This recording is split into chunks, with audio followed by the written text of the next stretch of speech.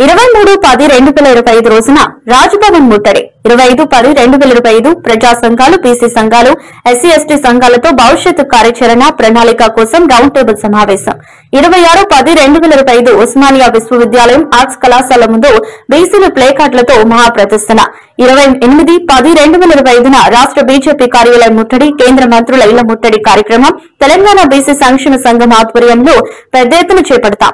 Telangana BC మహిళా సంఘం పులియకారి సరిత అంబాదాస్ రాష్ట్ర ఉపాధ్యక్షులు జ్యోతి గౌడ్ మహిళా కార్యదర్శి సంతోషిమాత బీసీ మహిళా సంఘం రాష్ట్ర అధికార ప్రతినిధి కలం నరసింహులు గౌడ్ బీసీ సంక్షేమ సంఘం రాష్ట్ర నాయకులు తదితరులు పాల్గొన్నారు. మరియు రాష్ట్ర కార్యదర్శి ఎడం సంజీవన గారికి మహిళా జనరల్ సెక్రటరీ అక్కగారు సరితక్క గారికి సరిపక్క గారికి వేదికన అలంకరించిన పెద్దలకి నా యొక్క నమస్కారం. విద్యా ఉద్యోగ స్థానిక సంస్థ ఎన్నికల్లో మనము 42% కొరకు కొట్లాడుతున్నాము. కానీ అన్ని బీసీ సంఘాలు ఏకమై ఒకతాటికి వచ్చి మనం అందరం కలిసికట్టుగా చేస్తూనే వస్తాయి. కానీ కామారెడ్డి 42% డిక్లరేషన్ అని చెప్పేసి కాంగ్రెస్ గవర్నమెంట్ ప్రకటించింది. అది